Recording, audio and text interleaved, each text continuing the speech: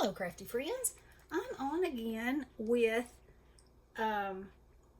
another gift for a friend from the hashtag Bah Humbug 2024 challenge by Denise Becker. Now, this is what I had originally started working on when I ended up with the little mailboxes. And the reason I didn't follow through with it was because of the length of time it took me to make the boxes. If I go over about 15 minutes, it takes forever to download. So, I thought I would go ahead and show you, and, you can find box making tutorials all over YouTube. So, I figured that would be easier. So anyway, this is just going to be a short video on how to stack these up. So they stack like this. See, they're all hooked together, and each one's lid comes off for a present to go inside. And if that's not a gift with gifts, filled with gifts, and then a gift after, because I think this is so much fun, and it could be decorated with any, for any kind of occasion, and you can make them in any size. Now, the bigger the size, you'll have to consider your attachments. But them being attached this way and the fact that they come apart, I don't know. I just thought it was fun. And what I had done was made the boxes, and I mean, I had this in mind, and if you make like a topiary, you would generally run a dowel down it. Well, I didn't want the dowel showing, and I wanted them stacked up in such a way that wouldn't interfere with the inside of the box. I wanted them where I wanted them, okay? There that is. I didn't want a dowel in there. So, but if you made them bigger, a dowel might be your best, your strongest support choice. So anywho, you can use your scraps to decorate them with.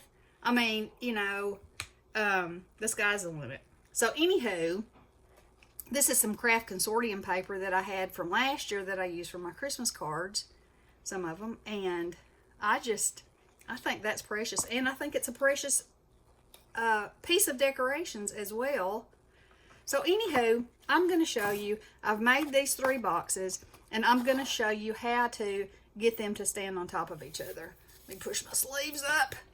Get me now if y'all don't have an ice pick or some sort of tool like this at your desk, I actually have 2 sizes of them, because I find I use these all the time, because sometimes you just can't use your crocodile, to get into places. Now, if I had the foresight of knowing where I wanted the hole before I assembled, yes, I could probably do that, but I just kind of fly by the seat of my pants. So anywho, so we're going to take this lid off, and I'm going to poke a hole in the center right there. And I used 65-pound cardstock, but I lined the lid. I lined all of the pieces except for this one, obviously. You see there's nothing in there. With another piece of paper, just so it would be nice looking. Okay, so I want this one, I want it standing like this, okay? So I'm going to stick my hole right into this seam, like so. Then I'm going to take a brad, and this is a brad that has a bigger end on it. It was just some of my collection. And I'm going to stick it in the bottom there.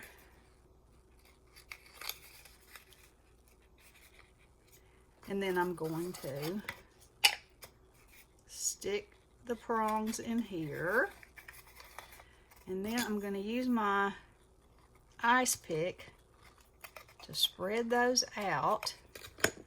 Okay, and so see, that's already sitting like I want it. But before I finish, I am going to put some hot glue over it just so I can ensure that it's not going to go anywhere. All right, See, my lid still fits on. It's not going anywhere. And really, I mean, I guess I probably wouldn't have had to put the hot glue, but I just want it to be really sturdy for when it's being opened and closed, you know. That kind of thing. Okay. So then this one, I want to be kind of on the side, facing forward. So I'm going to take this lid off. Poke my little hole. Like so. And then I want it kind of like that. So I'm going to put it over here where my seam is. You know, that kills two birds. Your seam doesn't show. And you got a little extra. All right.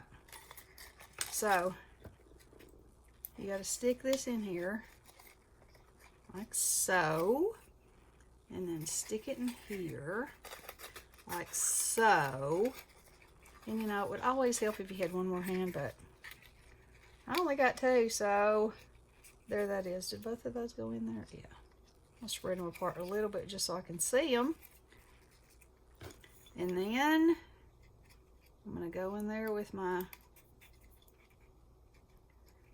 ice pick, spread them out again, and mash them down good. Give that a little tilt. Tuck him in. Tuck him in. Let's see, I think I want it like that. And like that. Now, see? Okay, so I want this one to be turned just a little bit like this. I have my glue gun plugged in, but I didn't turn it on. All right, so anywho, y'all will get the gist of this. So position them however you want them. So this is what I'm looking at. And then I would go in and put some hot glue underneath that and hold it for a second. And then I would open this up and just put a little dab in there over the prongs so it doesn't move. And the same thing at the top. And that way it's going to be a little more sturdy. It's sturdy now, but you see, it can wobble around. And so I just think that is so much fun. So anyway, Denise actually gave us off last week because of the holidays, but I had already done mine and filmed it, so I went ahead and showed it. So that's why I'm wanting to do this one. And then next week is the last week, and it is make an ornament. So stay tuned, because it's going to be fun. All right. Thank you, Denise, for hosting this. I think the other two ladies that are participating are on Instagram. So y'all make sure you check them out. Check out Denise's channel. She'll be linked in the description box. And have fun Christmas crafting. Love you guys. Blessings.